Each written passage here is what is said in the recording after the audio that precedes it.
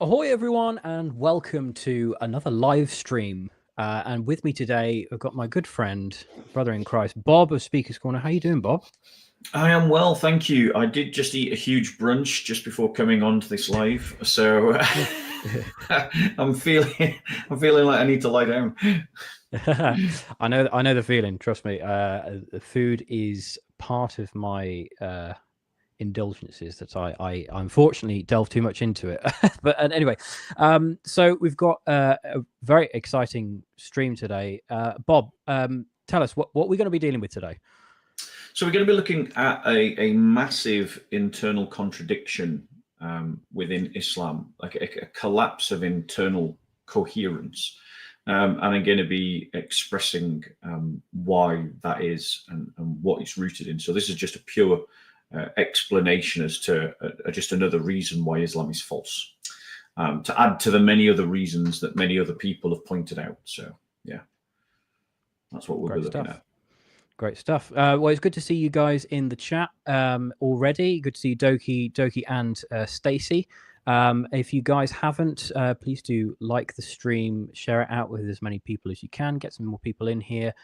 Trying to get past that magical 3,000 hour watch time thing, so we can get some cash flowing into the ministry to get some more books and to do up the backgrounds and things like that. So that would be really good. I've just got to say it is very nice to be back in Unimatrix 1. Ah, yeah, that was Chestnut. Yeah. You said that before. It's like Zorg and that's what.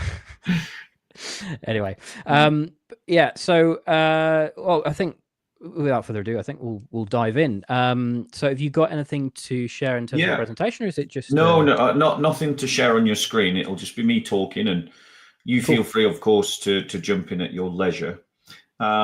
So we're going to start off by looking at a verse in the Quran, which is Surah 5, Ayah 3, which reads as follows: "Forbidden to you are carrion, blood, and swine, and what is slaughtered in the name of any other than Allah, or what is killed by strangling, beating, a fall, or being gored to death, what is partly eaten by a predator, unless you slaughter it, and what is sacrificed on altars. You're also forbidden to draw lots for decisions, and this is all evil. Today, the disbelievers have given up all hope of undermining your faith. So do not fear them, fear me. Today, I have perfected your faith for you, completed my favor upon you, and chosen Islam as your way.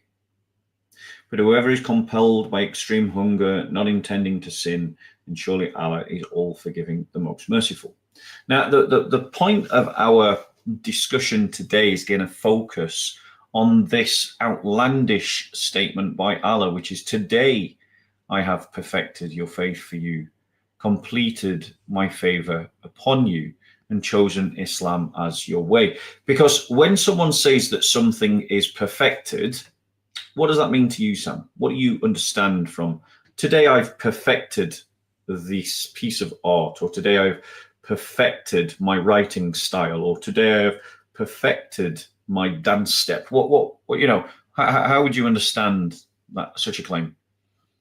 I think it would be without blemish, that there's no errors, no flaws, to be made whole, potentially as well could be another one. No deficiencies? Yeah, no deficiencies. Anything else? To be altogether without contradiction. Yeah. Without need of addition or subtraction? Yep. Would you agree with that? Yeah, I'd say so. Yeah. And I just want to read some of what the commentators or the tafsir of Muslim scholars have said about this particular passage, just to help to try and frame it. But I agree with the general sense. If someone claims that something is perfect, if they're saying that something is perfected, then that means that it needs neither addition nor subtraction, that it is flawless, that it is without errors or mistakes, that it is comprehensive, that it is full to the fullest extent of the word full can mean. Abbas, in his Tanwir al-Mikbas min Tasfir of Ibn Abbas, he said this, quoting the verse from the Quran, "This day is a reference to the day of pilgrimage. Have I perfected your religion for you? Is I have elucidated to you the prescriptions of your religion, the lawful and the unlawful, the commands and the prohibitions, and completed my favor unto you," means I have completed my blessings upon you in that after today, no idolater will ever gather with you in Arafat Mina in the circumambulation around the Kaaba and in the coming and the going between Al-Safa and Al-Marwa. Jalal, in his Al-Jalalain, wrote this on this passage. "Today I have perfected your religion for you, that is, its rulings and obligations." After this verse, nothing about what is lawful or unlawful was revealed. "And I have completed my favor upon you by perfecting it, your religion. But it is also said by effecting their safe entry into Mecca, and I have approved or chosen Islam for you as religion." Ibn Kathir, we all love a bit of Ibn Kathir, said this, "This day I have perfected your religion for you, completed my favor upon you, and have chosen for you Islam as your religion," means this indeed is the biggest favor from Allah to this ummah, for he has completed their religion for them, and they thus do not need any other religion or any other prophet except Muhammad. This is why Allah made Muhammad the final prophet and sent him to all humans and jinn. Therefore, the permissible is what he allows. The impermissible is what he prohibits. The law is what he legislates, and everything that he conveys is true and authentic and does not contain lies or contradictions. This meaning is to accept Islam for yourselves, for it is the religion that Allah likes and which he chose for you, and it is that which he sent the best of the honorable messages and most glorious of his books. And then, let me just, sorry, my computer is fighting me. There we go. So just give one more. Maududi, in Sayyid Abdul Ala Maududi Tafhim al-Quran, says this: "I have perfected your religion," means I have provided it with all the essential elements of a permanent way of life which compromises a complete system of thought and practice and civilization, and have laid down principles and given detailed instructions for the solution of all human problems. Hence, there is no need for you to seek guidance and instruction from any other source. The completion of the blessing is the completion of the blessing of guidance. I have proved Islam for you as a way of life for you, because you have practically proved by your obedience and devotion to it that you sincerely believe in Islam, which you have accepted, as I have practically set you free from every kind of subjugation and servitude. There is no compulsion for you to submit to any other than me in practical life. It also implies, as a gratitude for these blessings of mine, you should show no negligence in the observance of the prescribed limits. Authentic traditions show that this declaration was revealed on the occasion of the last Hajj performed by the Holy Prophet in AH 10. I am, however, of the opinion that this was at first revealed in AH 6, after Hijrah 6, close after the Treaty of Hudaybiyah, as part of this discourse, but was again sent down to the Holy Prophet for this declaration on that suitable occasion. This is because this verse is so well knit in this context that it would be incomplete without it. Therefore, it cannot be imagined that it was inserted here afterwards when it was revealed in after Hijrah 10. I believe and the real knowledge is with Allah, that at this time of its revelation, in this context, it reveals significance. Its real significance was not realized. Therefore, in AH 10, when the whole of the Arabia was subdued and the power of Islam reached its zenith, Allah again sent down these sentences to his prophet for their declaration on the occasion of his last Hajj. Now, what do you get from those commentaries, bro? It's fairly consistent across the board. That it's basically what we were stating. That yeah, go on. Yeah, universal. It's a universal sort of exclamation of the fact that this basically says what it is what it says on the tin. Yeah, that the boundaries of the religion have been laid out, and you don't need to go further than them. You don't need to add to them. You don't need to take away from them. You just need to adhere to them. And that, Allah has made Muhammad the supreme ruler of the Arabian Peninsula, that he now possesses Mecca and he controls it. But this idea, and so because he now controls it, it's kind of like, everything that is needed now for Islam to be Islam is in place. It's perfected. And all the laws of haram and halal are there, established at the time of Muhammad. That's what I get from it. And it sounds like you're getting the same thing. Now, the problem with this, and this is where we get to internal inconsistency, is that when we actually look into Islamic history, we realize that there's actually been huge developments within Islam from the time of Muhammad, and that these developments that are post-Muhammad are eventually crystallized into the Islam that we know. In other words, what I'm saying to you is that the Islam that we know is not the Islam that Muhammad and his companions experienced. The Islam that we know developed afterwards. Now, what's the problem with, say, if that thesis is true, and I'm going to try and demonstrate it shortly, but what's the problem with this idea that the Islam that we know was developed post-Muhammad? Because it contradicts that statement that you don't need to add or subtract. You don't need anything else. Everything has already been laid out. The path has been laid. Yeah, if Islam was perfected on the day that this ayah was revealed, then you don't need to add anything else to it. I mean, how can you add to perfection? How can you improve of that which is perfect?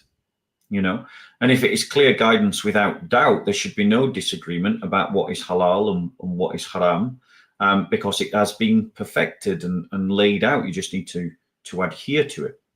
Now, the very fact of the verse itself draws in some questions, because lots of Muslims don't believe that verse is the last revealed verse of the Quran.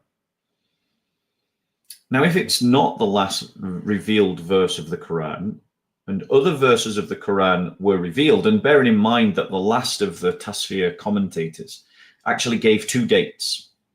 He said that the verse was revealed twice, once in 10 after Hijrah and once in 6 after Hijrah, And so if it was revealed twice, then that means the first time it was revealed, assuming that he's correct, there was still more Quran to be revealed.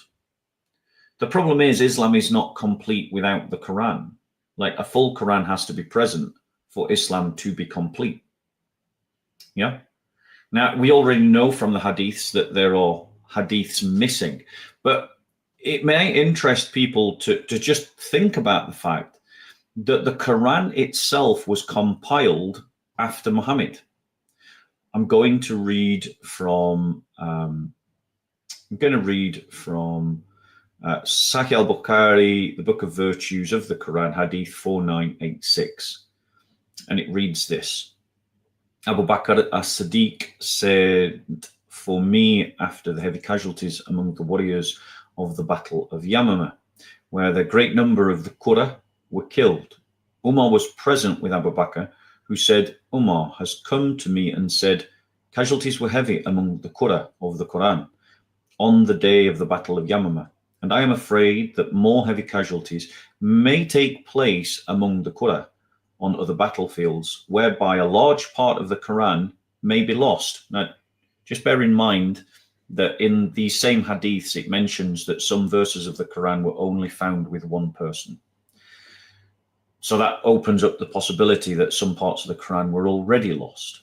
But we'll just put that out there, and we'll carry on with the main thesis. The hadith continues. Therefore, I suggest that you, Abu Bakr, order that the Quran was collected, the Quran to be collected. So here you've got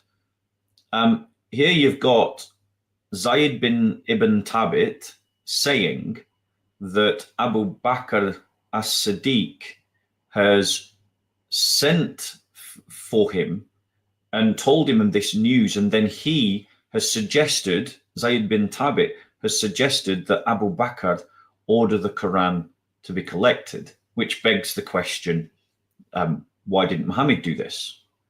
And if Muhammad had done it, why didn't they just go and get that one? So this is obviously talking about a development. The Quran itself, a compiled Quran, is a development, a reactionary development to the Battle of Yamamah. Abu Bakr added, I said to Umar, how can I do something which Allah's apostle has not done? Umar said, by Allah, it is something beneficial. Umar kept on pressing for me for that till Allah opened my chest. For that, I began to realize the good in the idea which Umar had realized. So in other words, the idea of compiling the Quran doesn't come from Muhammad. It comes from the companions, and it comes after the death of Muhammad. And so this is a development within Islam. It is improving, because would you not agree, bro, that a compiled Quran is better than a scattered Quran? You're on mute. Yes, because you get the whole picture. Exactly. So this is an improvement upon perfection. Allah left something perfect. Allah had perfected something with Muhammad, but the companions of Allah have improved upon it, because a compiled Quran is better than a dispersed Quran. A written Quran is better than a Quran that is just memorized. And so perfection is being improved upon. Now, you can also find another interesting hadith of the same in Sahih al-Bukhari, Book of Virtues 4987. And I just want to put out a proviso there, just to point out that different hadith collections use different numbering systems. They haven't yet come to a universalized numbering system. And so I might give one reference, but you might not find it there because they use different referencing referencing systems. Now, moving on. Now, I'm sure, bro, do you know about the reason why Islam is split between Sunni and Shia? Yes, to do with the hadiths. No. Well, first tell me what you say about the hadiths, and then I'll either agree or disagree. Well, I mean, I think there's Sunni and Shia. What I can't remember which one is which, but one will adhere to Quran only, and the other will adhere to the Quran and the hadiths, as long as the hadith is in like high esteem. If that makes sense. Yeah, it does, but it's wrong. Okay, correct. The reason why Islam is split is because when Muhammad dies in 632, he didn't leave a clear, explicit way to understand how his succession, or if he was to be succeeded in any way, was to go forward. And so upon his death, Muslims then ended up with very different opinions about how things should go forward. So, for example, the Sunnis held that the Prophet didn't appoint any specific successor, that he kind of just left it to the Ummah to decide.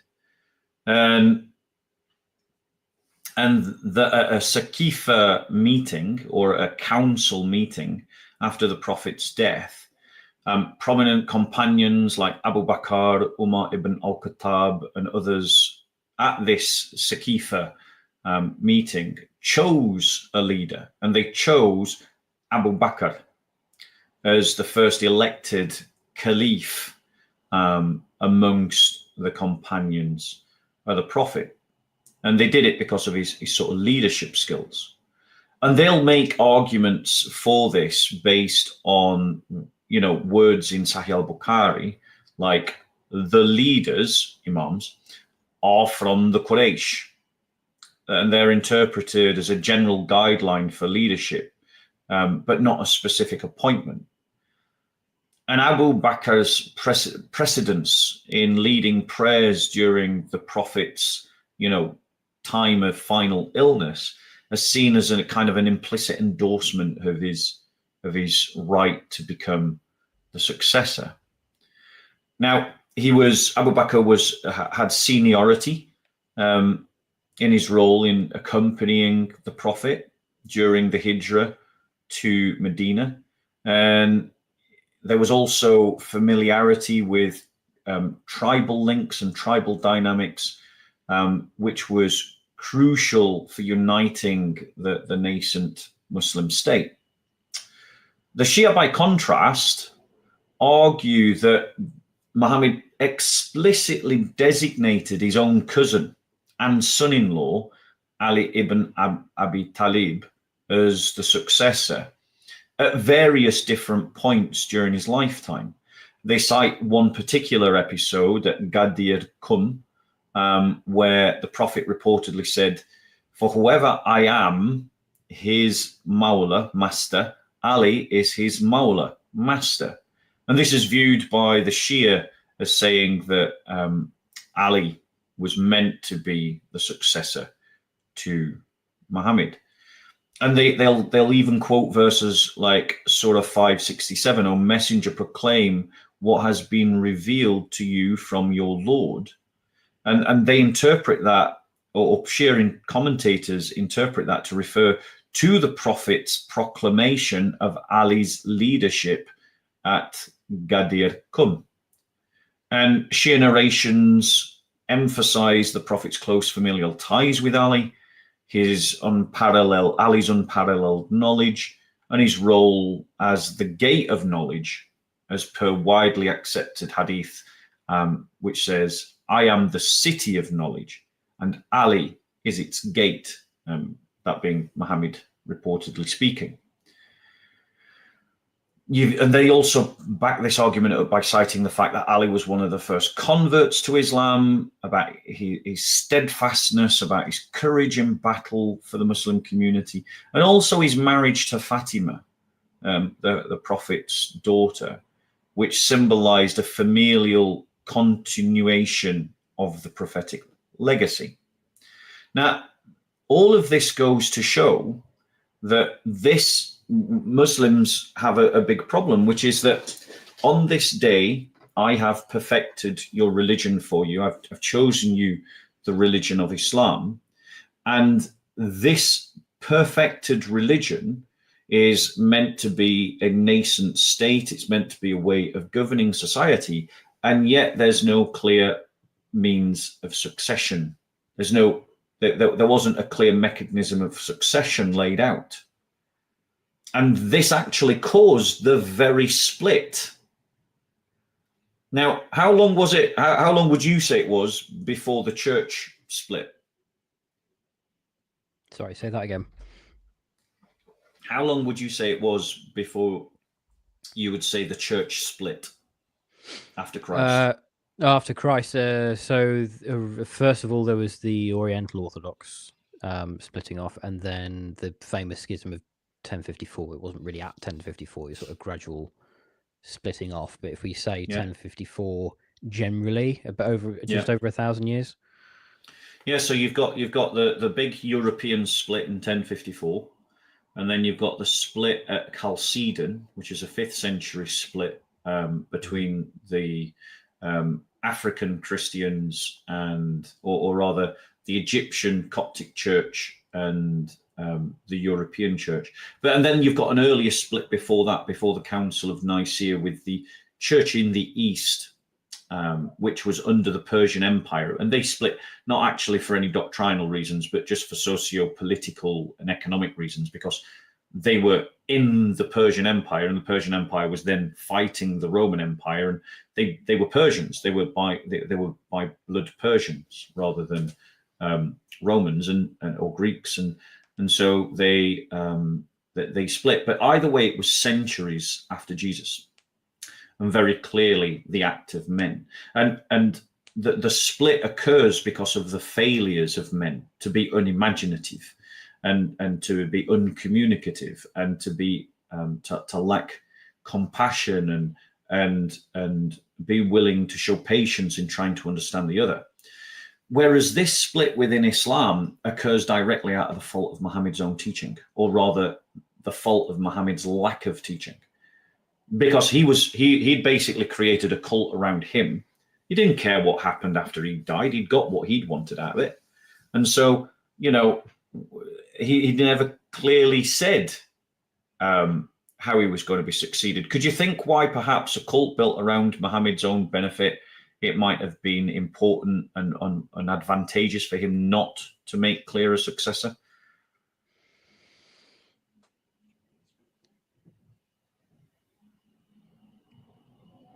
Not off the top of my head, no.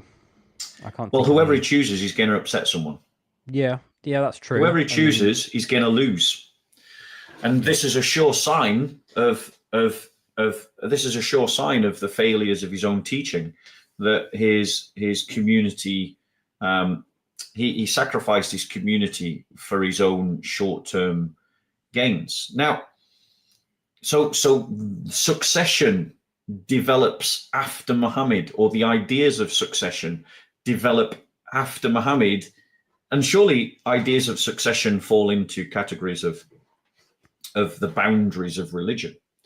But it doesn't stop there. There's more examples. So you've got the first fitna, the first civil war amongst the Muslims.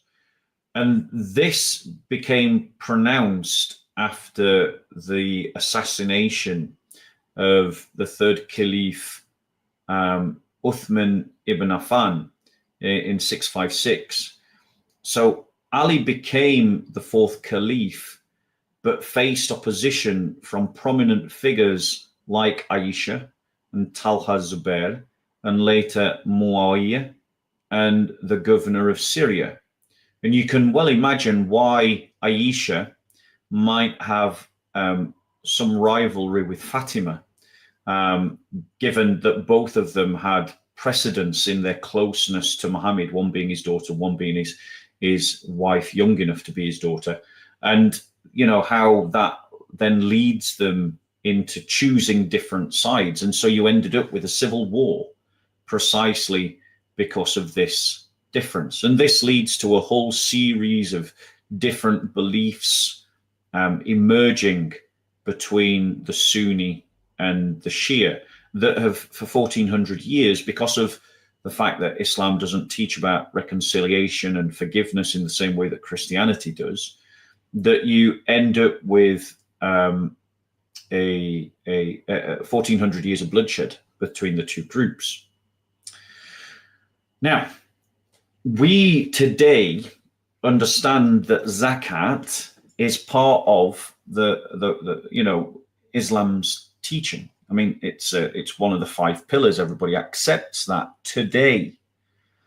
But the truth is that actually develops historically within Islamic history.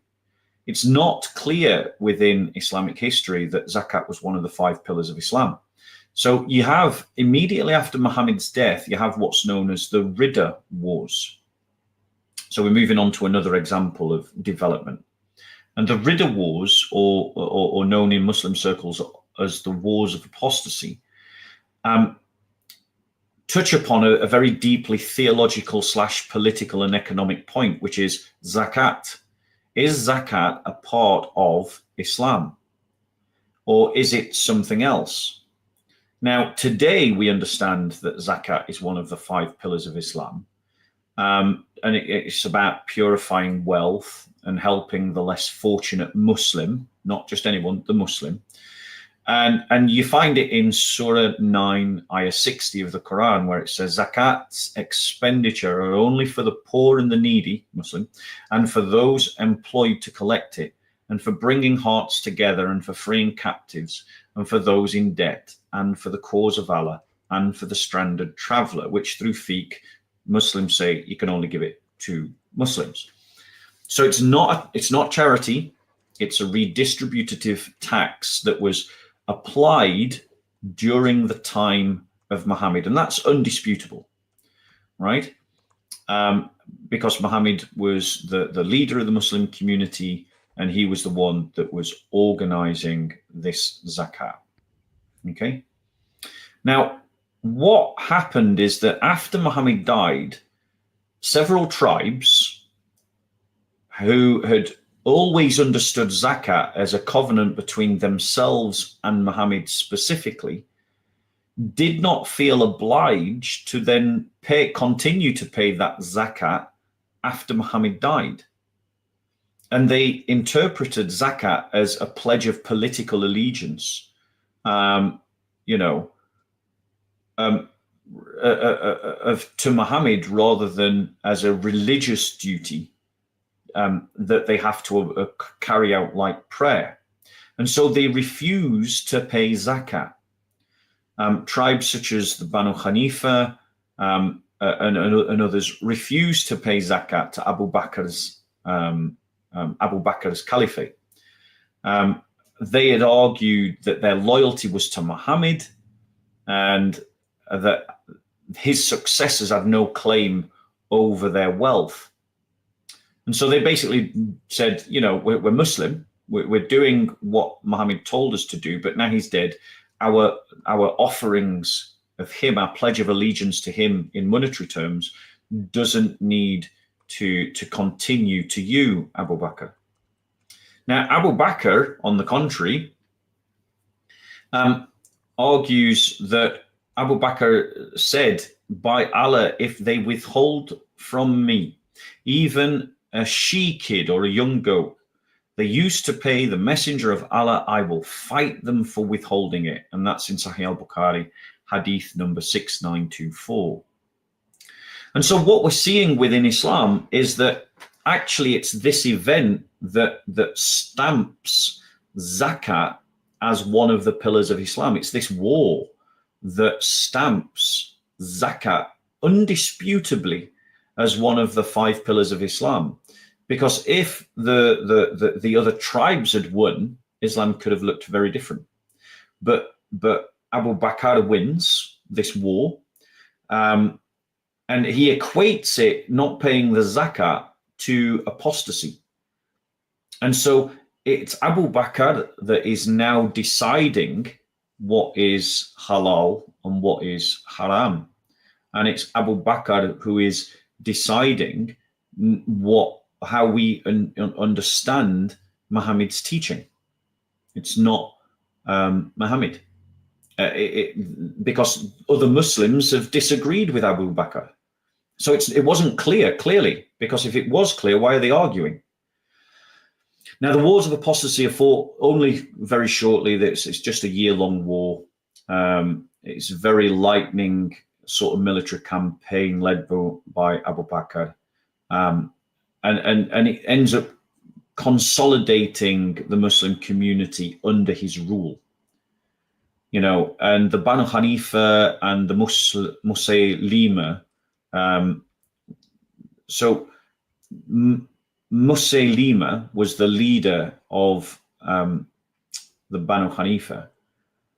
And at that time, he claims prophethood himself. And this results in the Battle of Yamama that we've just mentioned. And so this Battle of Yamama actually becomes a sort of touch point upon the development of Islam. And you get these other groups, like those led by Aswad al-Ansi in Yemen who claimed to be a prophet, and the tribes in Bahrain and Oman who also refused to pay zakat and tried to declare their independence. You know, they were allied to Muhammad because of religious reasons, but they didn't see that as continuing after the Prophet died to, you know, the next local Muslim leader of those people over there, as it were. And so this Battle of Yamama not only affects the development of the Quran, but it also affects the development and is directly connected to the development of Muslim understanding of the 5 pillars of Islam, which were not clear at the time of Muhammad's death. And it also fuses this idea, these wars fuse the idea that the Islamic world should be ruled by a single caliph from the time of Muhammad's death onwards. Again, something that is not actually clear according to the historical sources. You know, if people want to read further onto that, into this issue, I'd recommend that they read Ibn Ishaq Sirah and also Al-Tabari's History, or Tariq al-Tabari. And you can also find references to this in Sahih al-Bukhari. And so this results in political consolidation. It results in the preservation of zakat as one of the 5 pillars of Islam, and it results in the development of the Quran as a compiled text. And this is all happening after the time of the Prophet. This is all happening after the time of Muhammad. You following me so far, bro? Yep. Now, when someone says Sharia to you, what do you think? Brings up stuff of nightmares. Sharia is it's Islamic law. It's strict Islamic law, forbidding gambling, smoking, etc. Yeah. Where do you think it comes from? Does it come from the Hadiths? Nope. Oh, so Sharia law, Muslim salesmen, the Dawagandists, they'll go up to people and they'll say that Sharia law is divine law, that it comes from God, rather than your man-made law, right? They like to make this boast. But what they don't tell anyone is that what they understand as Sharia law comes from a practice called fiqh or fiqh. Not quite sure about the pronunciation. I've not heard too many Arabs say it. And fiqh or fiqh is this idea of a Muslim scholar following a certain methodology, looking at the hadiths and looking at the Quran, creates Sharia law.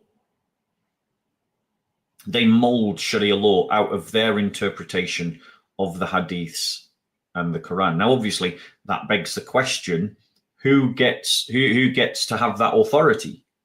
And obviously, this is why you've got as many Islams as you've got scholarly schools of thought. You know, and Sharia law is as diverse as there are scholars. There's not a singular Sharia law, but the thing is, fiqh itself is something that developed after Muhammad. Now, this is super important because Muslims try to tell us that Muhammad brought Sharia law. But what we understand Sharia law to be comes after Muhammad. It develops after Muhammad. And the methodology and the systems by which they construct Sharia law all develop after Muhammad. You know, so when Muhammad's alive, you've got the Quran, and then you've got his actions, the things that he permits, the things that he denies, the things that he says yes to, the things that he says no to, right? And then after then after his death, we get a kind of a similar thing happening with the companions. Now, in a process called ijtihad, which is the idea of independent reasoning. But this independent reasoning ends up becoming a formative influence over what is Sharia law. And I've given an example of that with Abu Bakr's decision to fight the Ridda Wars, which you can read about in Sahih al-Bukhari, number 6924. Or for example, when Umar ibn al-Khattab suspends the Hud punishments for theft during a time of famine. Now that's an example of ijtihad, the idea of independent reasoning. There's nothing in the Quran or the Hadiths except Hadiths about Umar ibn al-Khattab. There's nothing about Muhammad that tell us that you shouldn't perform the hudud punishments for theft during a time of famine. This is something that Umar ibn al-Khattab contributes to the Sharia law. So it's developing after Muhammad. What is halal and what is haram is developing after Muhammad. But yet the verse, if you remember, states, "On this day I have perfected your religion for you." Today.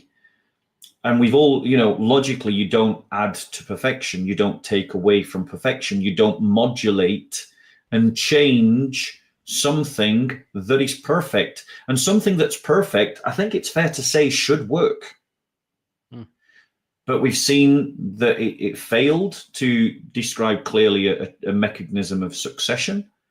And we're seeing developments and additions and changes and modulations to that which Muhammad left behind. It is developing bid'ah. And so then Muslims start to come up with ways to try and legitimize these things.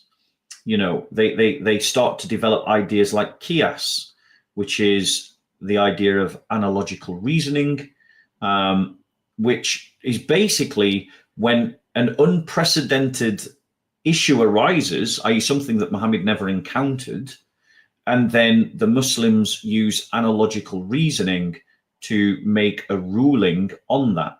So an example of that would be Muhammad thought that everywhere in the world endured a night and day within a 24-hour period, but Muslims later discover that in Greenland and Antarctica, you have 6 months of darkness and you have 6 months of daylight, and in northern Norway, 6 months of darkness and 6 months of daylight.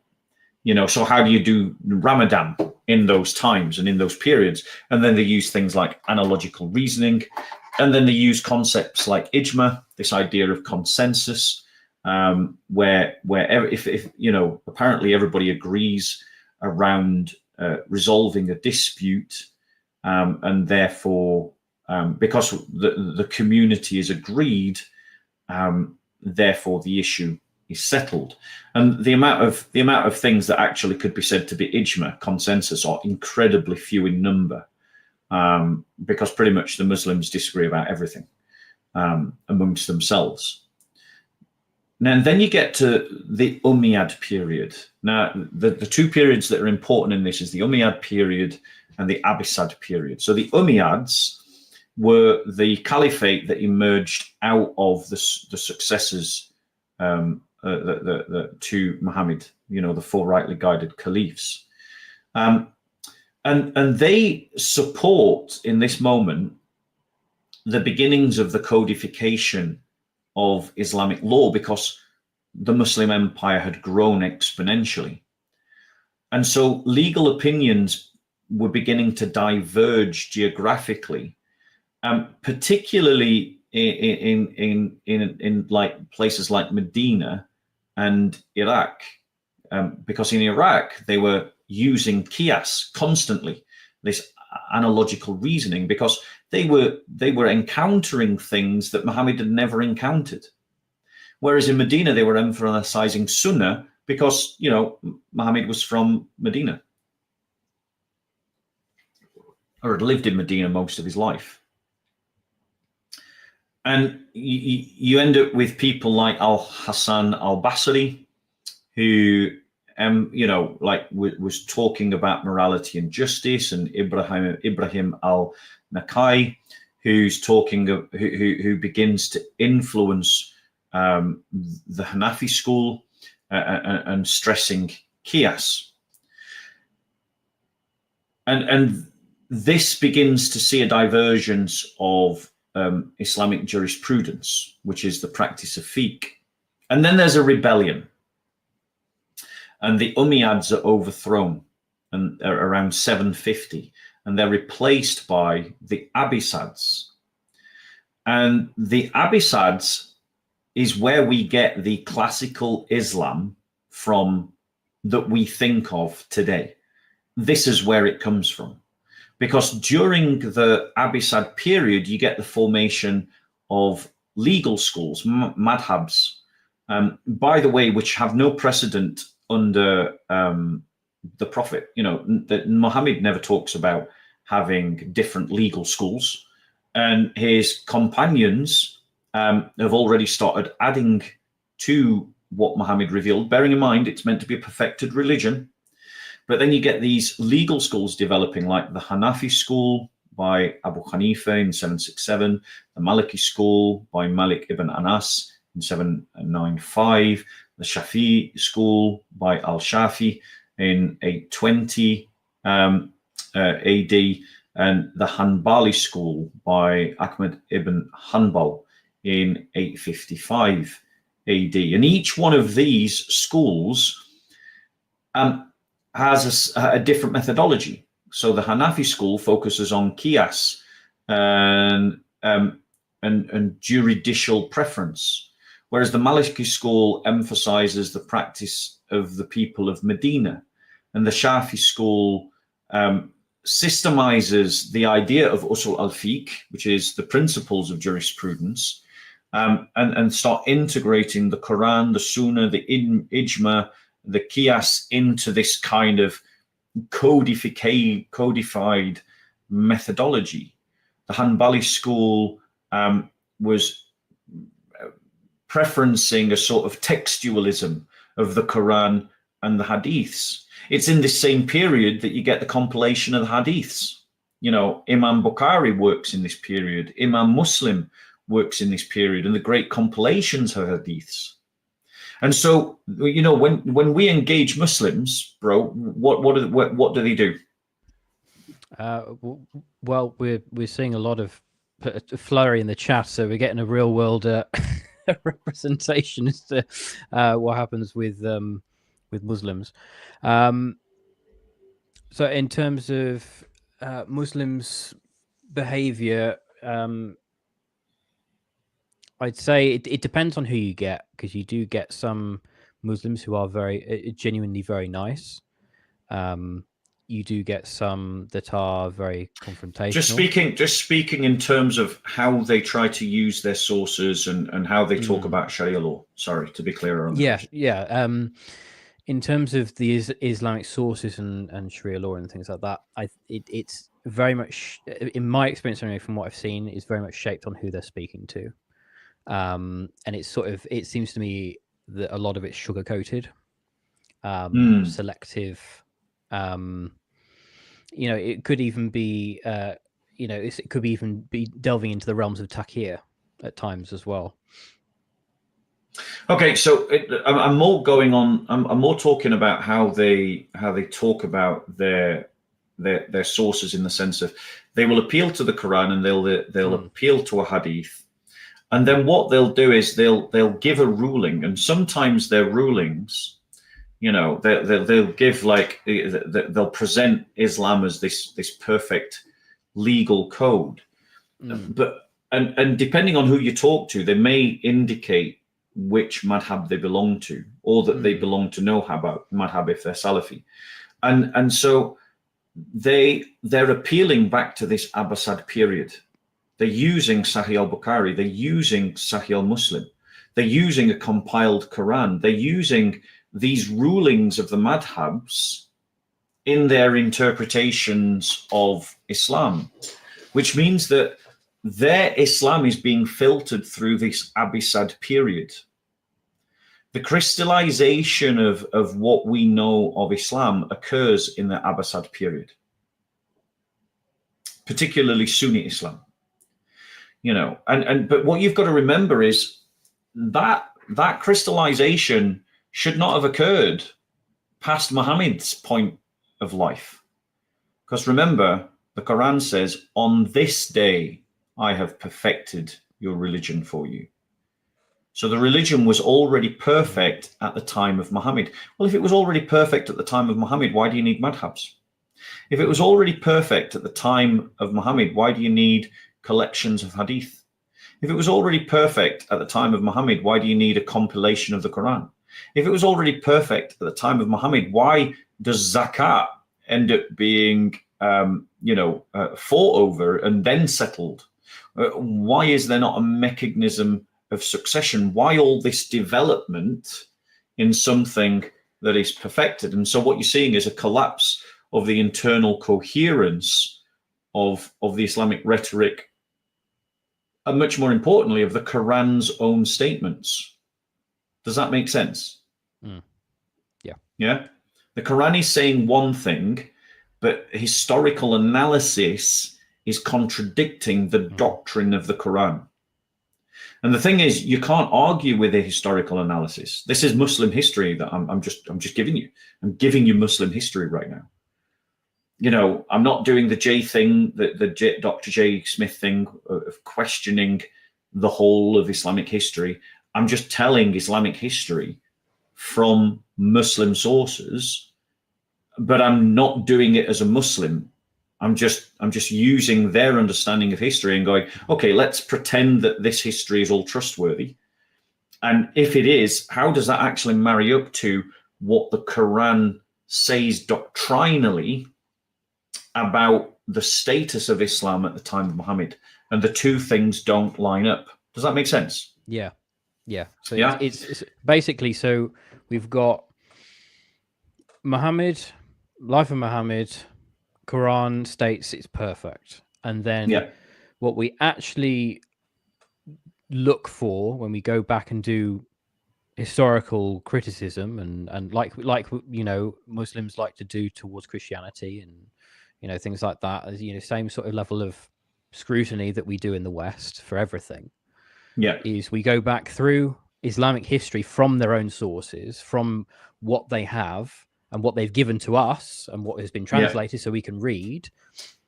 We go through and we see that, hang on, that's been developed, that's been developed, that's been developed, that's been developed.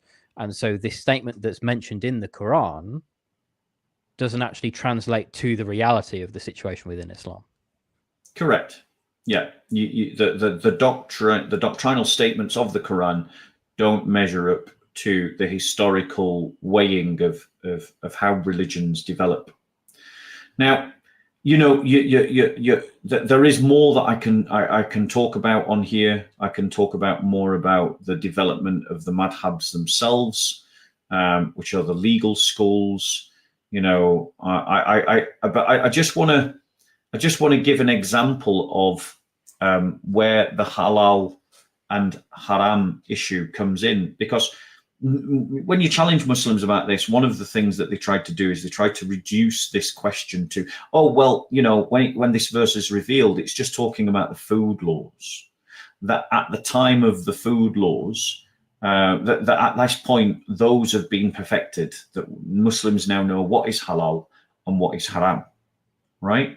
But the problem with that is any, first year student of Usul al-Fiqh will tell you, that actually Muslims don't agree even on the food laws about what is halal and what is haram. So so when it comes to eating of sea creatures, the Hanafi view is that when it says when the fish are halal because they've got scales.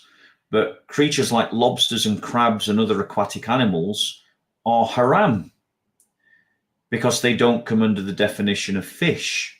And this is coming from Surah 596 of the Quran, where it says, when it talks about game from the sea or things you catch from the sea. But, the Hanafi fiqh restricts this only to fish. And that means that they're in disagreement with the Shafi school and the Maliki school, because they say that all sea animals are halal, including shellfish, right? So long as they're not harmful. And they use Surah 16:14. It is he who subjected the sea so that you may eat tender meat from it. And so depending on your fiqh, you use the Quran and the Hadiths in different ways, and you end up with different Sharia laws. The Hanbali school, for instance, permits all sea creatures to be eaten. And so if this is a perfected system, if it's a perfected law, why is it self-contradictory? Why is the Hanafi and the Shafi and the Maliki and the Hanbali all disagreeing with one another? And it's because of their different methodologies. It's because of their different usul al-fiqh. And the whole usul al-fiqh developed after Muhammad. So the usul al-fiqh, the idea of this Islamic jurisprudence, develops after Muhammad, revisits the sources of Islam, and then comes up with different answers about how you practice Sharia. And another example of that would be, things that nullify wudu. You know what wudu is, right? Do you know what wudu is? I've heard the name before. Off the top of my head, I can't remember. It's ritual washing before prayer that makes you pure so that you can perform salat. Yes, that's it. So what makes wudu invalid? Well, it depends which school of Islamic jurisprudence you ask. So is touching mahram women, or non-mahram women, is touching non-mahram women something that makes your wudu invalid?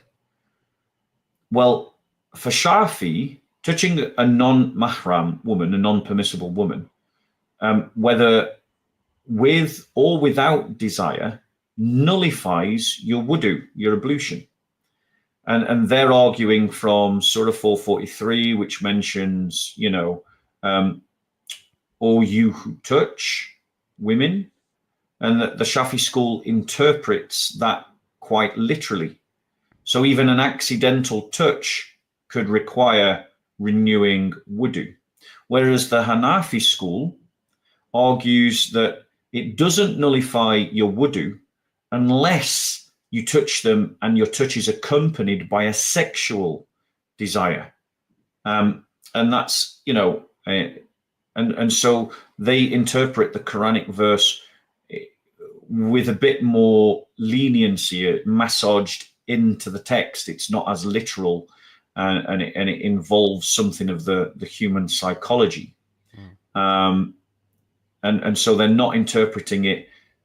They're interpreting it to mean in terms of sexual relations, not mere physical touch. Because I can touch a woman's shoulder because I'm trying to brush a fly off her shoulder. That doesn't mean I'm trying to touch her sexually. But I could be brushing a fly off her shoulder and touching her sexually at the same time. These are not the same kind of touch. They're different kinds of touch. And I could be lying and saying I'm brushing a fly off when actually I'm touching her sexually. Do you see my point? There's different kinds of touch. So depending on your way of interpreting the sources of Islam, you come up with different rulings. The Hanbali and the Maliki, they agree with the Hanafi position that the intention or the desire determines whether wudu is nullified. And so, I mean, this is quite important. Wudu is what Muslims need to do before they do salat. And so what makes your wudu valid or invalid is kind of a big deal. If you've got it wrong, then you are either not doing salat that's acceptable, or you are. It's not a little thing here. And yet Muslim scholars are arguing over this centuries after Muhammad died. Why? Because it was not perfected at the time of Muhammad. It's not clear at the time of Muhammad. It's not clear from the time of Muhammad what actually Islam was supposed to look like. It gets developed by these madhabs. Another example would be the consumption of alcohol-based substances. So the Hanafi view is that only intoxicating drinks derived from grapes or dates are haram, but small amounts of other fermented substances, such as vinegar, are permissible. And they're looking at Surah 590, which focuses on intoxicants. But they're quite all right with cigarettes and coffee, which also... I was just going to say, it sort of brings up that whole thing of, like, I think I'm right in saying there's a big sort of well, I wouldn't say controversy, but depending on your school of thought and who your imam and things like that is, about stuff like mouthwash. Because obviously that has alcohol in it, whether that's acceptable or not. Yep, exactly. And this is why you get this development of non-alcoholic versions of mouthwash. It contributes to that whole development in the economy of such things. And this is connected, and Muslims have different opinions on this. Because the Shafi, the Maliki, and the Hanbali say that any substance derived from alcohol is haram, regardless of whether it's causing an intoxication. Because even trace amounts of alcohol are impure as far as they're concerned. Here's another example, right? Remember, all of these questions of what's halal and haram, the verse that we read at the beginning says, are laid out, are clear, are perfected. It's all made clear, like we know. Well, if we know, why do the madhabs disagree? Yeah? Why did the madhabs even have to form? Which is kind of a clue that actually what the Quran says isn't correct. So you've got timing of the Eid prayer. So performing the Eid prayer, do you perform the Eid prayer immediately after sunrise? As preferred by the Hanafi school, or can you, when the sun is fully risen and at its highest brightness? Like, there's differences of opinion amongst the madhabs, and their reasoning is different. The Hanafi are saying that to have delayed the prayer slightly to ensure that people could distribute the Zakat al-Fitra, citing Sahih al-Bukhari Hadith 957, because Muhammad delayed it to distribute the Zakat. Whereas the Shafi and the Maliki are saying that you perform the Eid prayer when the sun is fully risen and at its highest brightness, to allow the optimal amount of participation and preparation. And they're also appealing to the Prophet. So they're coming out with two different reelings, but they're appealing to the same source authority. Can you pray with your shoes on or not? Well, the Hanbali school says that it is permissible to pray with your shoes on, provided that they're clean. And the reason for that is because they're looking at hadiths like Sunan Abi Dawud, hadith 652, pray with your sandals, for the Jews do not pray with their sandals or their shoes. Whereas the Shafi and the Maliki view is that it's permissible in principle, but it should be discouraged in mosques or places where cleanliness might be compromised. So it's kind of like it's permissible, but we don't really want you to do it. And it's only permissible if where you're doing it means that your cleanliness, your wudu, might be compromised.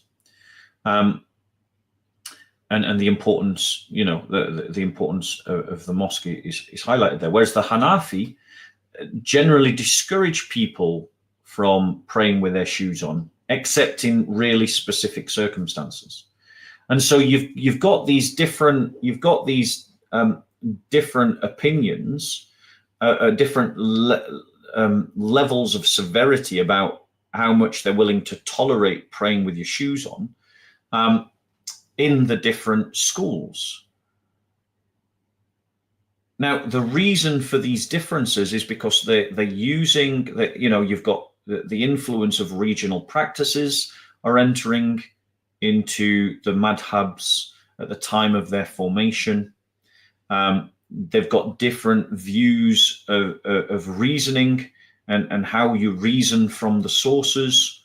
The Shafi jurists prefer like a much closer textual use of the sources, and they prefer to minimize subjective reasoning.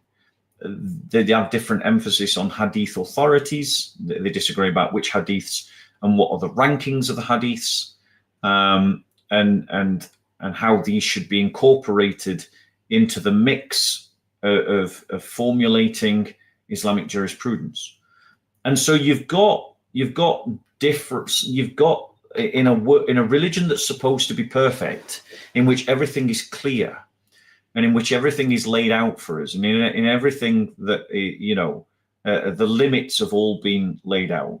You've got different conclusions, but it also goes into bigger things as well. So, like abortion, for example.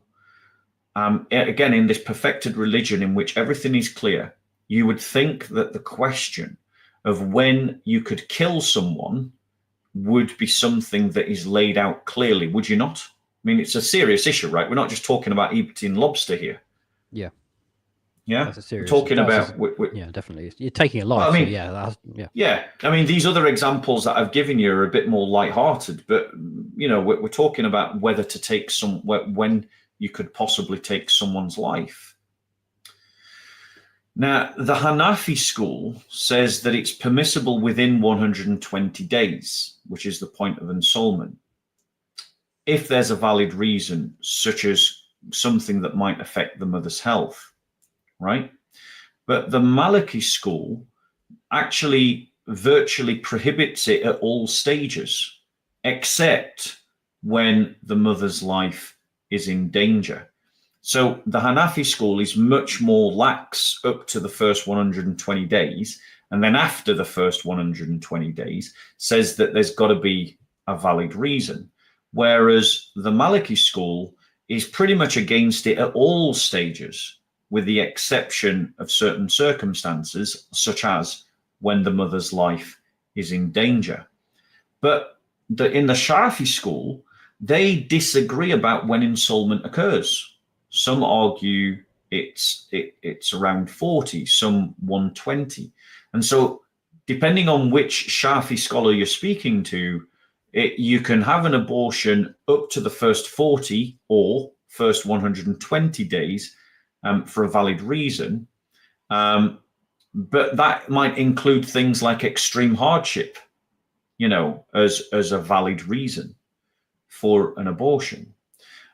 Incidentally, lots of Muslim schools of thought think that it's okay to have an abortion for conditions that don't actually threaten the mother's health, but just mean that you end up being born with a child that's disabled, which I think is horrific. The Hanbali school says that it's permissible up to the point of ensoulment. But again, they disagree when ensoulment occurs. Some scholars say 40, some scholars say 120. And again, they talk about, what are the reasons, and they include that within those reasons, things like fetal abnormalities, even ones that are not threatening to the life of either the child or the mother. So you've got different conditions being given as to when an abortion can be carried out, and different times up to when an abortion can be carried out. But the point is, for me, one of the big points from this is that Islam is pro-abortion. There's no school that says that it's forbidden. There's no school that says that it's haram. And it's more about when and under what conditions you can have an abortion, not whether you can have an abortion. But the fact that when it comes to taking a baby's life, they don't agree as to when, and they don't agree as to what conditions justify it, for me, is demonstrable proof that the claim that the Quran states what is halal and what is haram was perfected upon this day is just not true. Is just not true. Now, so you've got you've got the issue around abortion, but you've also got the issue around apostasy as well. So again, this is about taking another person's life. So this is kind of a big deal. We're not talking about something serious, something little here. But Muslim madhabs have different views about apostasy laws and about when they should be applied. So in the Hanafi view, apostasy is a serious offence. It's treated as a civil. It's treated as a civil matter unless the apostate apparently becomes some kind of public threat to Islam, and it results in a capital punishment. But the Hanafi school will say that a female apostate could be imprisoned forever until she repents. So kind of like a life sentence or until repentance. So the Maliki school, for instance, says that it's a great crime and it deserves an immediate capital punishment for both men and women. Whereas in the Hanafi school, there's a bit of a delay. It's kind of like, okay, you might have become an apostate, but you're not going around blabbing about it. You're not attacking or criticizing Islam. So if you don't talk, we won't notice.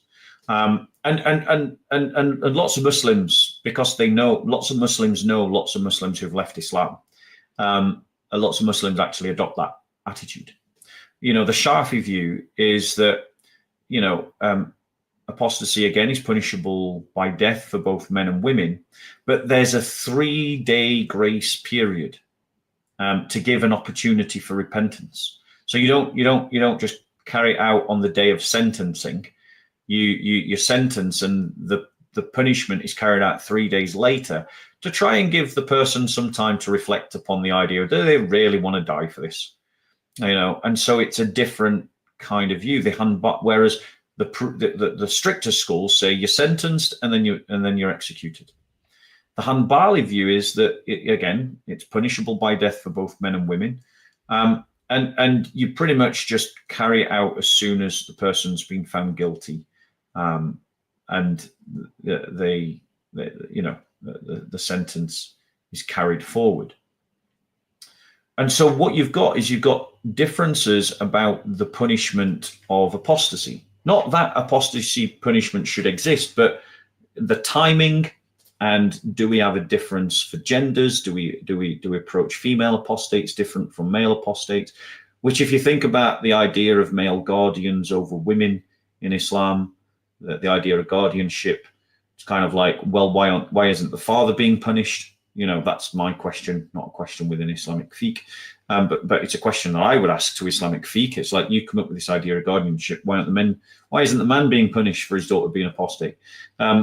But this idea that some women could be thrown in prison rather than executed until they repent.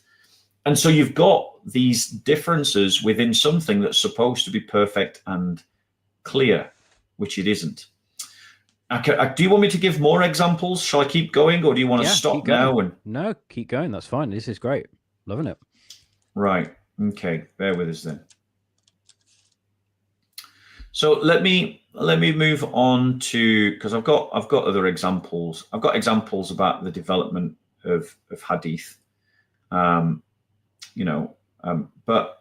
I think I want to maybe land.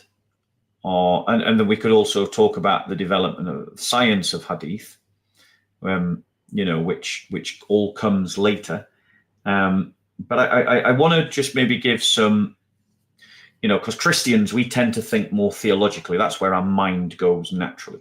So I want to give some theological developments and then maybe give it over for a bit of conversation afterwards. So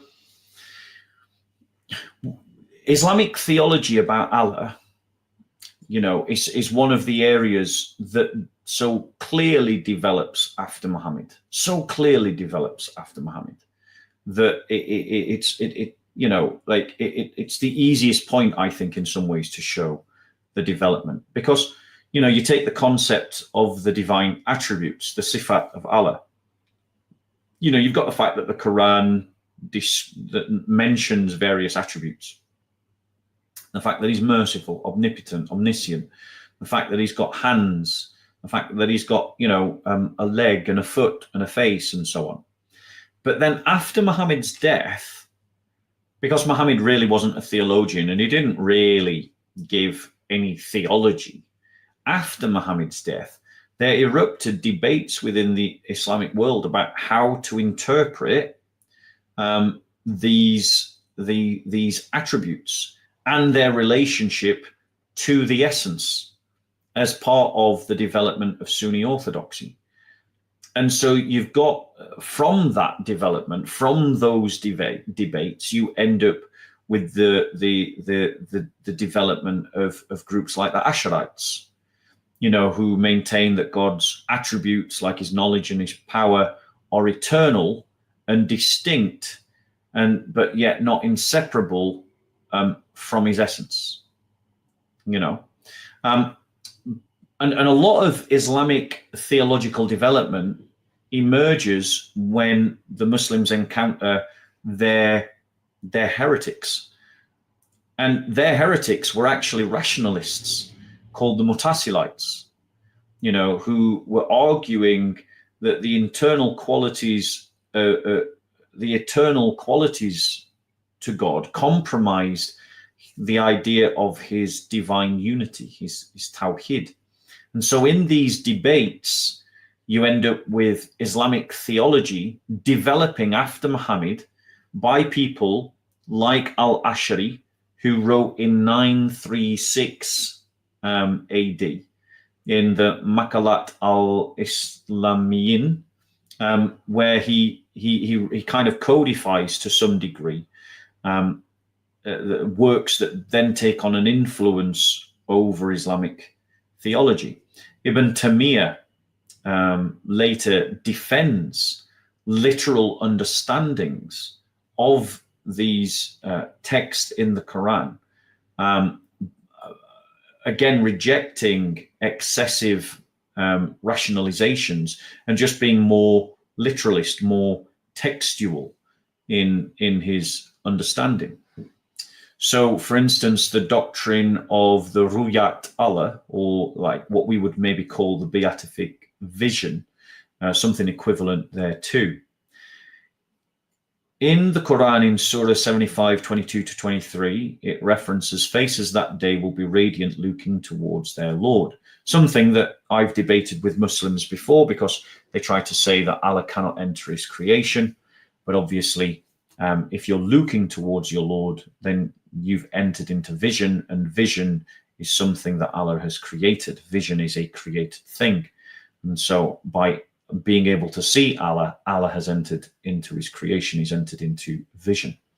And the interpretation of the interpretation of that was something that was theologically contentious amongst Muslims.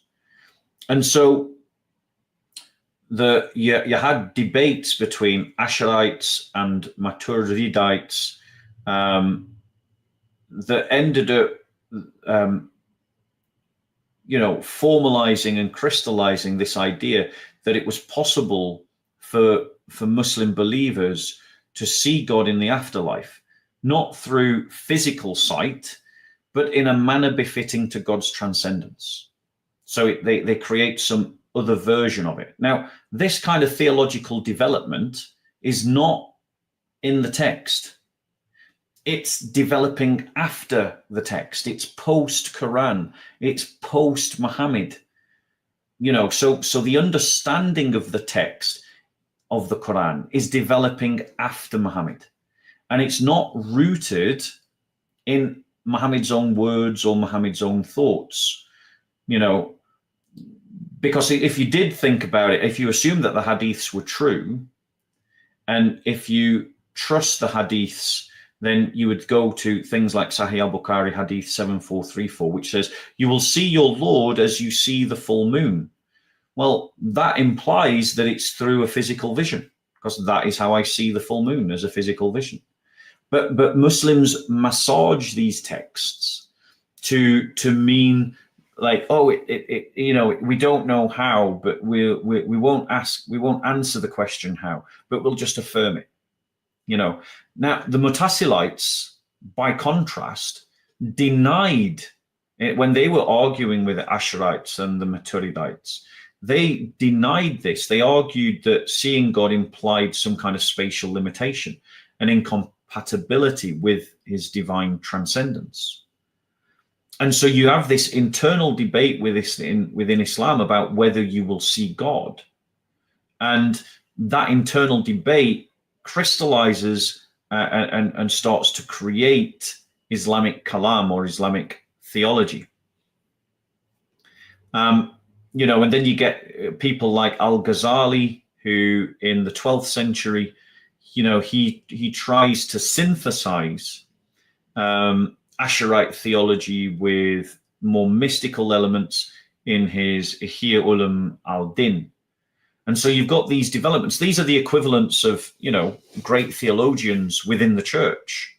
And I think it'd be important, maybe, I'll come back to that. I want to give some more examples, and then I'll land on my sort of final point. So another example of this would be whether the Quran is created or uncreated. So, you've got, what's his name now? Down at the corner, there's a guy called Abbas, who I've debated a number of times, and he argues that the Quran is created. No, not Ibn Abbas. Maybe Ibn Abbas, I don't know. But Abbas, he comes down to Speaker's Corner, and he tries to debate, and he's debated me a couple of times, and he argues that the Quran is created, not that it is uncreated. But official Sunni doctrine is that the Quran is uncreated. And this again is connected to the Mutasilites, because you had the Mutasilites ended up, as it were, sort of capturing the caliphate, and when and so when that was opposed by people like Ahmad ibn Hanbal around 855, who opposed the Mutasilites. And so when the Caliph, I think I'm just questioning some of my notes here as to whether the history is slightly out.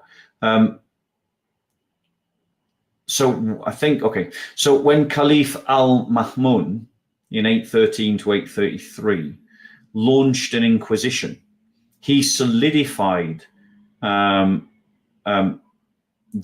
position of the idea of the Quran as uncreated, and he destroyed the grip of the Mutasilites. Though I'm going to put a question mark there, because as I'm reading it, something in my head's firing, saying that I might have got my history a little bit mixed up there. But there was a solidification of the doctrine of an uncreated Quran around this time. And you find Ahmad ibn Hanbal's theological stance in the Musnad Ahmed, and it's later summarized by Ibn Taymiyyah. And so that doesn't become crystallized as Islamic orthodoxy until the controversy with the Mutasilites. Another example would be the doctrine of free will and predestination.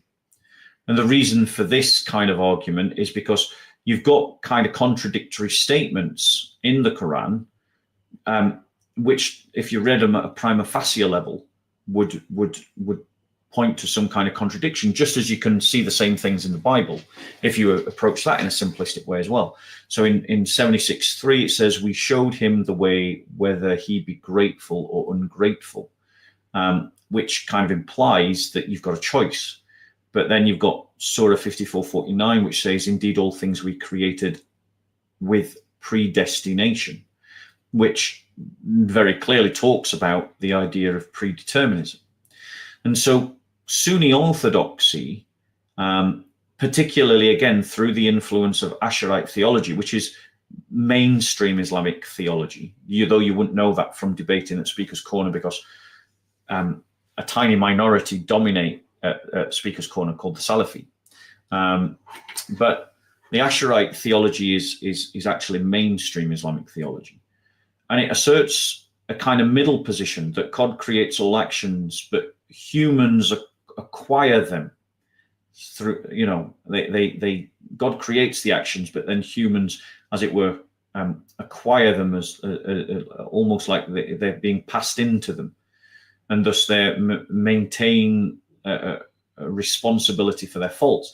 And the reason for this was because the Mu'tazilites were arguing that if everything is predetermined and predestined, then how is God just? Where, if people don't have free will, how is God just for holding them for their accounts? And also the fact that in the Quran, if the Quran is eternal, then the Quran is talking about people doing stuff. So were they always predetermined to do those things that even Allah then condemns them for? And so that was the kind of Mu'tazilite argument for both the fact that the Quran shouldn't be eternal and for the fact that human beings should be seen to have free will. And so you had this kind of development. But again, it's all after Muhammad. None of this theology comes from Muhammad.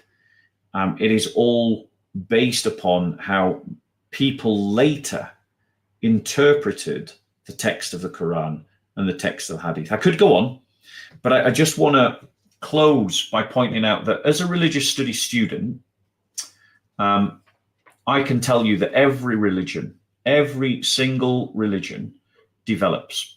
It develops in time from the time of its foundings to the time of its present. And so, that's one of the reasons why I find Mormonism absolutely fascinating, because you can see its development in real time, in a documented way that's so much more than any of the ancient religions. And it's also true of Christianity. There was development within the Christian faith. But within the Christian faith, we have this passage. Bear with us for 1 second.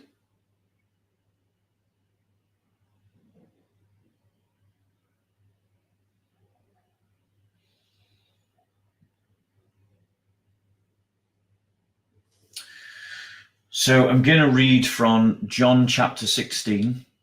I'm going to read from verse 7. Nevertheless, I am telling you the truth, that it is for your benefit that I go away, because if I do not go away, the counselor will not come to you. If I go, I will send him to you. When he comes, he will convict the world about sin, righteousness, and judgment. About sin, because they do not believe in me, and about righteousness, because I am going to the Father, and you will no longer see me. And about judgment, because the ruler of this world has been judged. I have still many things to tell you, but you cannot bear them now. When the Spirit of truth comes, he will guide you into all truth. For he will not speak on his own, but he will speak whatever he hears. He will also declare to you what is to come.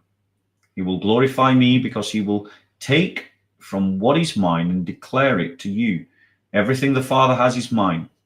That is why I told you that he takes from what is mine and will declare it to you.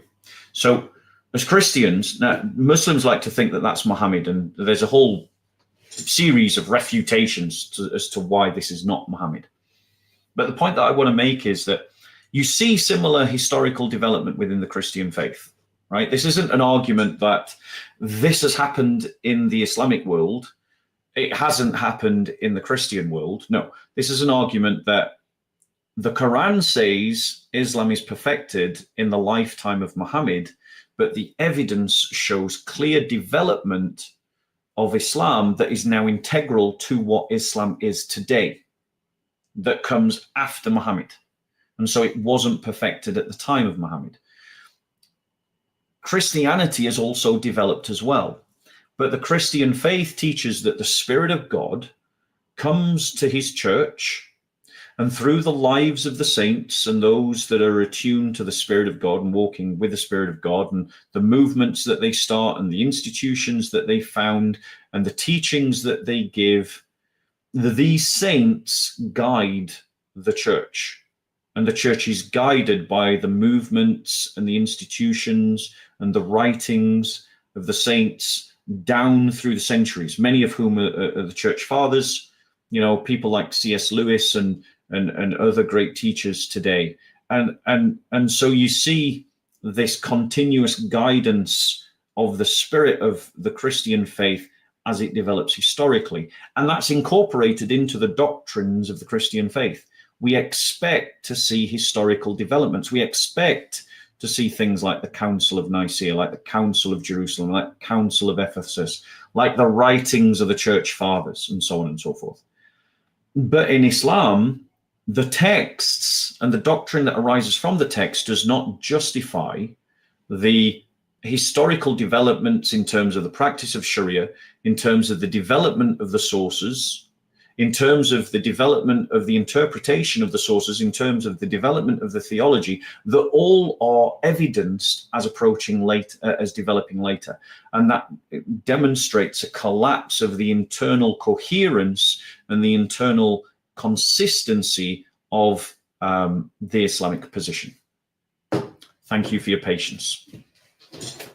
I've killed you now, haven't I, just by talking to you? No, it's fine. No, it's good. It's all good stuff. I mean, like if I have a guest on and they're on a roll, I don't like to sort of interrupt, because I know that whenever someone does that to me, it sort of throws me for six. But no, that's a really good presentation, Bob. Thank you for bringing that to us today. And we've got a few Muslim people watching, which is great to have you here. And I think the one thing I'd like to ask is, given everything that we know about Islam and the contradictions, both internal and external, if you could categorize sort of like internal as sort of like Quran and Hadith, and then you have, external as sort of like the history and things like that. What's your main sort of like, what's the thing that sticks out the most for you in terms of the biggest blatant contradiction? I think, I don't think that Islam collapses on the basis of singular contradictions. We've certainly seen the Dawagandists moving backwards. For decades, you've had Dawagandists pushing the idea of the scientific miracles of the Quran. And quite recently, you've got Ali Dawah coming forward and saying that the whole scientific miracle line of argument has been debunked, that it doesn't work, even though he himself became a Muslim because of that very fallacious logic. He made what he should have done as an intelligent person is reassessed whether he actually set his life off in the wrong direction because of that. So I don't think that there's one. There's many. Some have more foundational impact than others, but I think it's the ones that strike at the heart of the Islamic narrative that are the biggest. So, so for instance, like, Muslims saying that the Quran is one, that there's only one Quran. Well, that's been destroyed by Hatun Tash and Dr. J. Smith. And that's moved the debate forward. Muslims are no longer saying that there's one Quran. They're saying that there's multiple Qurans that are one. But obviously you can have 7 that's 1 and 1 that's 7, but you just can't have 3 that's 1 and 1 that's 3.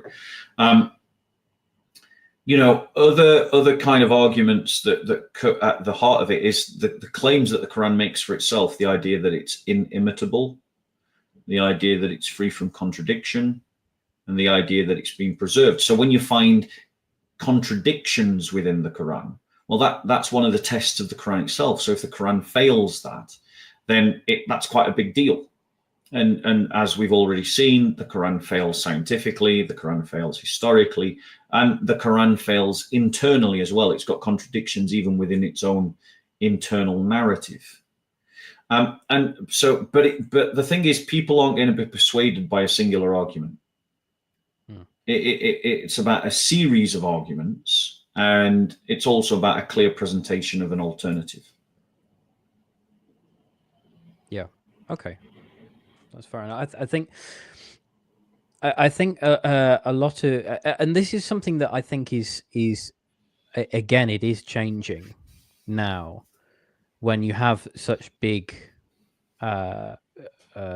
voices within the Islamic world coming out against that narrative of the Quran has been perfectly preserved. Very big names, even scholars and intellectuals are now coming out and saying, history is history. The Quran has not been perfectly preserved. It's a big deal, and I think ultimately, it's under the scrutiny of the West and the Western way of thinking that Islam, I don't think doesn't hold the mustard. Doesn't cut the mustard, rather. Comparatively with Christianity, which has been through the Western rigmarole and the Western way of thinking many a time, and has come up trumps every single time, both historically, archaeologically, and internally as well. But I think it would be good to give some good news to our Islamic, our Muslim viewers that you would be welcomed in with open arms into Christianity. There is a God out there who loves you, who cares for you, who wants to have a deep and intimate personal relationship with you, and gave himself on the cross. Now, when it talks in the Quran about Jesus not being crucified, again, that is an external contradiction in and of itself, because historically we know for sure that Christ was crucified. So either Allah allowed a lie of his, if you'd like to say that Jesus was a Muslim, if Allah stated clearly that it wasn't Jesus on the cross, then he's let his so-called continuation of the Abrahamic faith to carry on under the scope of a lie, or he's a deceiver, or both. There's no sort of way around it. Yeah, I mean that draws out a point, doesn't it? That all the prophets from Moses to Jesus all experienced a form of worship that was temple-centered, sacrifice-centered, priestly led. Where there's liturgy and incense and robes of priests and a focus on the temple to the God of Abraham, Isaac, and Jacob. And then Muhammad comes along and all that disappears. There's no priesthood. There's no priestly sacrifices. There's no temple worship. There's no temple. There's no, and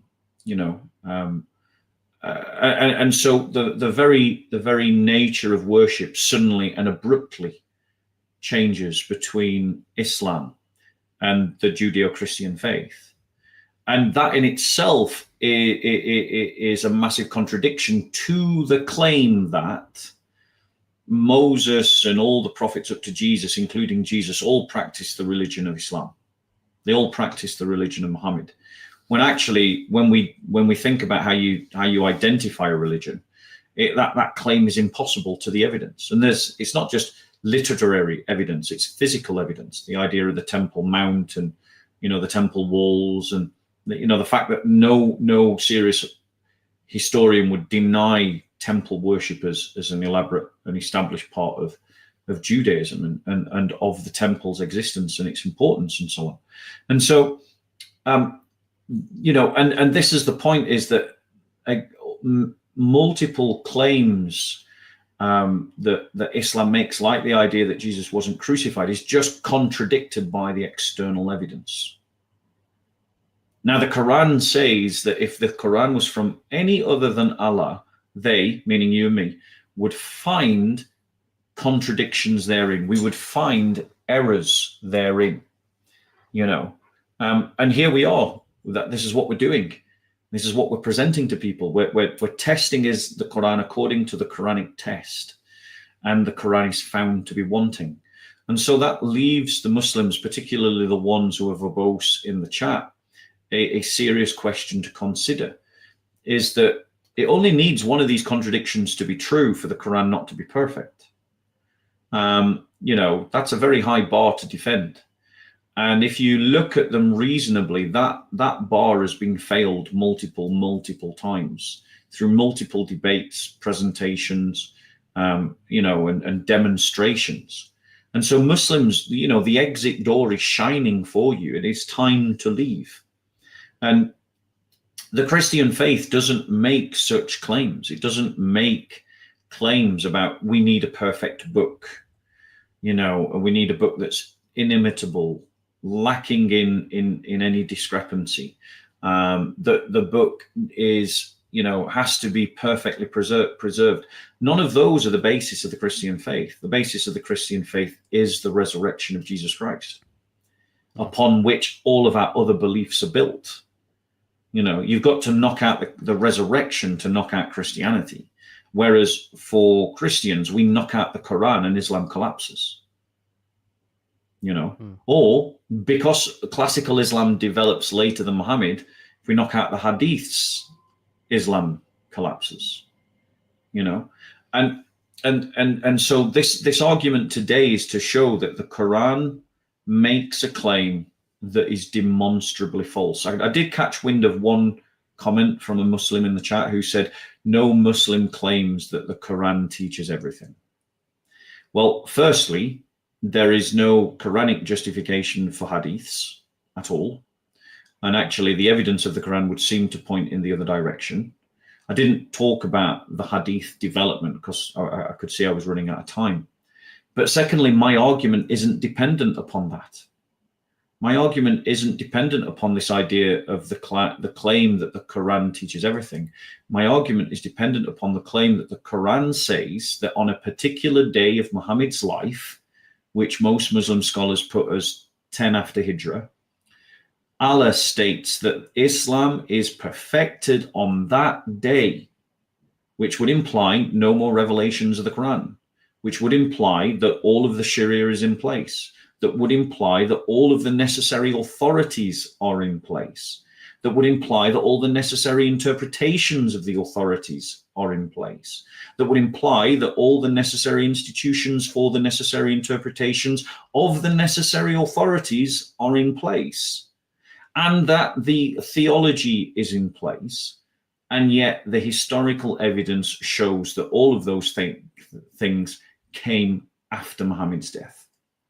And so, since you can't add to perfection, and clearly Islam developed, it was added to and taken away from, then it wasn't perfect.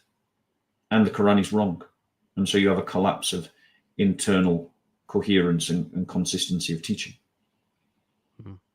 I just want to sort of share. I just want to share something that a brother in Christ has uploaded onto their YouTube channel, which I think is I've watched it this morning, and I think actually is really good. It's only a minute long, so give me 2 seconds. Here we go. There we go. Here we go. There is only one Quran. So this is a compilation of Islamic scholars who have who are refuting this argument. So it's a little bit comical. So I think it'll be worth a watch.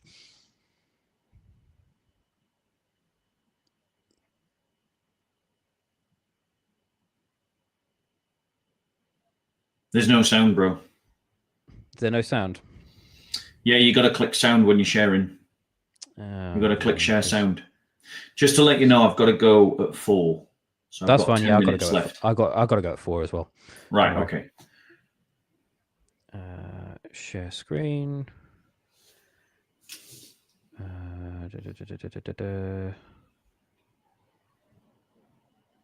Is that coming through now? Can you hear that now? No, you've got to click on the share sound in the share screen option. Present. Share. Actually, hang on. I can probably just quickly download this.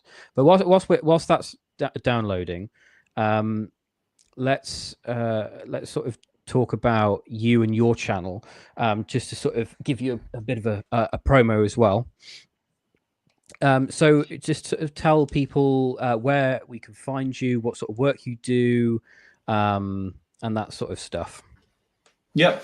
So I work as a full-time evangelist here in London. I have a YouTube channel here called Bob of Speaker's Corner. Though lots of people came to know me first as Bob the Builder, which was an accidental nickname that just stuck. That's the only channel that I'm supported through. I'm not supported through any other channel, though I'm often associated with other channels. I'm not supported through Soko Films. I'm not supported through Revelation 22. I'm only supported through my own channel.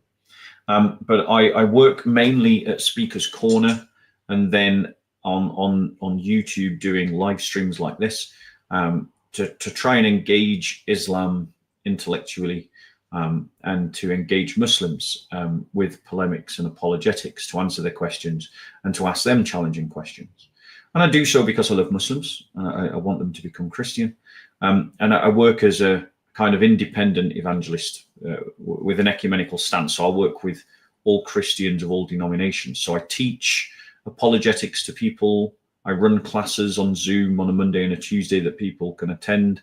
I also engage with people outside of the corner, coffees and Zoom calls. People can book in Zoom calls with me on a Thursday if they want to talk.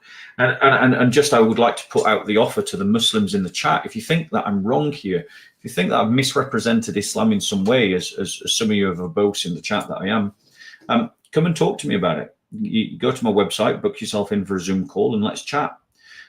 Because I assure you, I am not misrepresenting your faith. What's happening right now is that your pride is getting in the way of your intellect, and you aren't listening cogently to the argument, or coherently to the argument, or sensitively to the argument, because it is a cogent argument, and it's a coherent argument to the Islamic perspective. Nothing's being distorted. Nothing's being misrepresented. It's just that Islam has a giant fat contradiction right in the middle of its own worldview, and I'm showing it to you. And it's one that's evidential because it's based in doctrine versus history. And when you compare doctrine to history, they just haven't panned out in the right way. And there's a number of occasions where that happens in Islam. Like, for instance, in the Quran, it says that from the time of Jesus until the day of judgment, the Muslim followers of Jesus will be triumphant over their enemies. Well, that didn't pan out in history, because apparently the Pauline false Christians took over Christianity. Well, according to the Quran, it should have gone the other way, at least until the 7th century when Muhammad was meant to appear on the scene. But it didn't work out like that. So, Islam on a number of occasions just doesn't connect to history properly. And that's the kind of thing that I do. And if people want to find out more, they can go to my YouTube channel and find other links and other ways to get in touch. Yep. And I highly recommend to do so. He's a very knowledgeable gentleman. Been doing this for many a year. Certainly helped me out a few times. But yeah, I mean, I also as well, I know I said this to you before, but you were one of the reasons that brought me back into the fold of Christianity all those years ago. Thanks be to God. You probably get testimonies like that all the time, but it's still, sometimes you don't really understand, what a role you're playing into someone's conversion story, that sort of thing. So it's, yeah. Well, I right, thank God for your conversion, bro, and I thank the Holy Spirit that He's using my meager efforts to reach people. And my inbox suggests that a lot of people are being reached.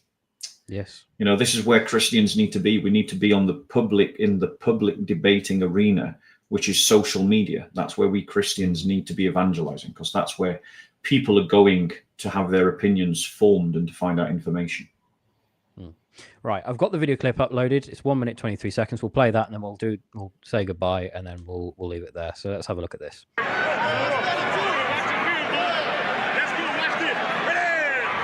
If I in Arabic, that's the word of God. Arabic is the same in all the Quran. Unlike the Bible, there are 2,000 different versions of the Bible. The original manuscript differs. In Quran, there's only one Quran, but translation can differ. I can't read. In other words, if you were to compare two printed Qur'ans, you're going to see differences between them.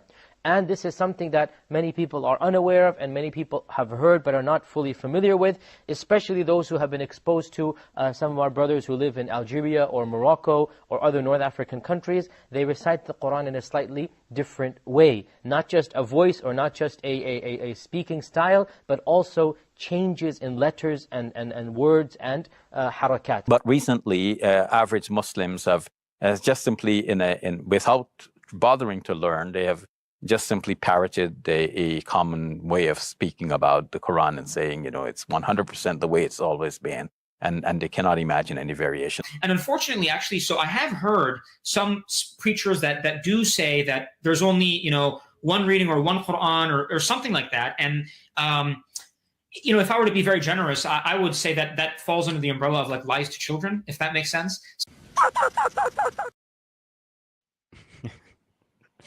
Yeah.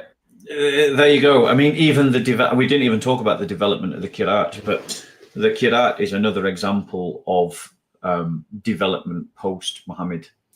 And the theology or the understanding of the Qiraat develops after Muhammad. And that would just be another example of the same thing. This perfect thing wasn't perfect, and it needed to be perfected later on by different generations of Muslims. So yeah, great video to end on. Yeah. All right, then. Well, thank you so much, everyone, for watching. God bless you all. And we will see you in the next video / live stream. So watch this space. See ya.